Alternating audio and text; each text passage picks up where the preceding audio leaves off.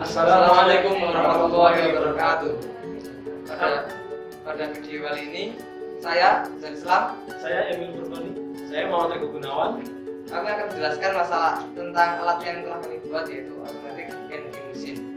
Automatic vending machine adalah pada umumnya sebagai alat yang akan mensortir telur yang busuk dan telur yang segar. Selanjutnya mungkin bisa dilanjutkan penjelasan masalah mekanisme kerja alat ini. Ya, baik, saya akan menjelaskan masalah mekanisme kerja alat ini. Alat ini terbagi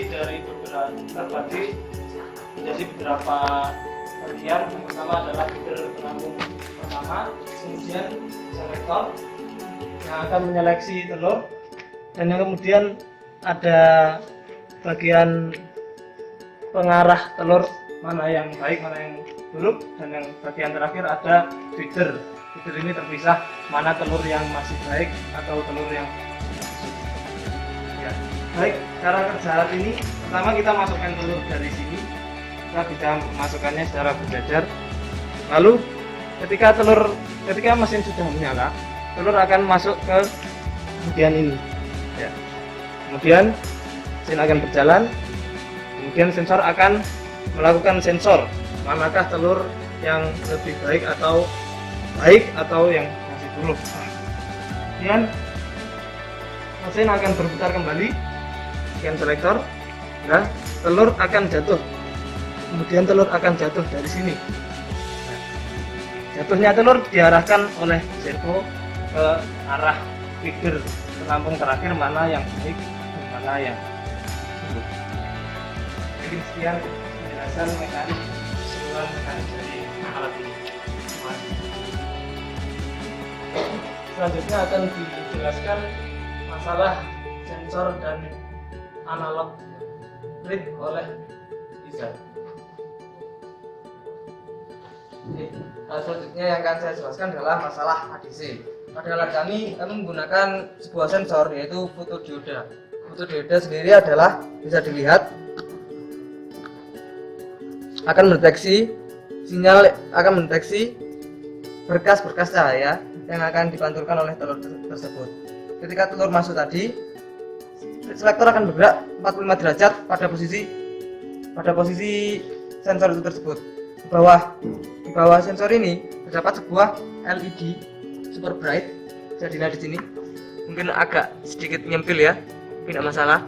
Nah, nanti di sini LED super bright akan mensuplai cahaya yang sangat terang untuk menerawang telur tersebut. Nah, setelah diterawang, nilai berkas cahaya akan dibaca oleh fotodioda. Di fotodioda sendiri tidak langsung kita gunakan untuk mengaktifkan pin servo ataupun stepper, tapi akan kita lakukan proses konversi ADC. Apa itu ADC? Yaitu analog to digital converter. Nilai tegangan yang dibaca kalau bisa saya gambarkan, di sini adalah rangkaian pembagi tegangan. Pembagi tegangan seperti yang kita tahu seperti biasanya, ini terdiri dari resistor, fotodioda, dan kemudian di tengahnya kita gunakan output. Output tersebut kita masukkan kepada pin A0 pada ADC port Arduino Uno.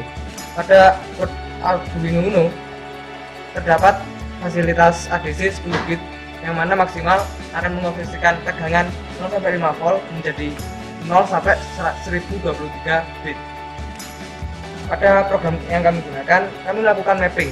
Jadi nilai yang awalnya 0 sampai 1023 kita gunakan mapping, kita terbesar menjadi 0 sampai 2046. Kenapa hal itu kami lakukan? Karena pertama, pembacaan yang terjadi pada Vout di sini sangat kecil, dan sehingga kalau kita pakai 1023 itu terkadang selisihnya masih sangat tipis sekali. Nah, karena itu kami kalikan 2 ya, untuk pembesarannya itu mudah, untuk pengklasifikasian mana telur yang baik, mana telur yang sudah busuk itu bisa lebih mudah. Itu kira-kira masalah ADC. Ketika data yang di ADC sudah terbaca, selanjutnya adalah penggerakan oleh servo dan motor stepper. Selanjutnya masalah cara gerak stepper dan motor servo akan dijelaskan oleh teman saya, Riko Gunawan. Ya, saya akan menjelaskan mekanisme pergerakan dari motor stepper dan motor servo. Yang pertama, motor stepper itu bergerak sesuai langkah per langkah melalui program pengulangan-pengulangan yang kita tuliskan di program. Di dalam program ini, stepper digunakan untuk mengulang 63 langkah, yang berarti jika dikonversikan ke dalam derajat itu setiap perulangan dari for itu akan menggerakkan motor stepper ini, menggerakkan selektor ini sebesar 45 derajat. Nah, seperti itu. Selanjutnya motor servo. Motor servo ini bergerak, ya, kita bisa lihat motor servo ini bisa bergerak ke kanan, ke kiri. Itu sesuai kondisi yang diminta oleh sensor yang terbaca di bagian fotodioda yang berada di atas. Jadi servo bergerak sesuai analog input yang berada di fotodioda. Jika kondisi cahayanya memadai, nah itu akan menggerakkan motor servo, akan menggerakkan kualitas telur akan bergerak ke feeder yang kualitasnya bagus. Sedangkan jika kurang cahayanya, maka feeder akan bergerak ke kualitas yang buruk. Begitu.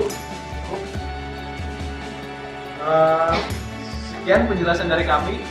Mungkin mohon maaf jika ada salah. Sekian. Assalamualaikum warahmatullahi wabarakatuh.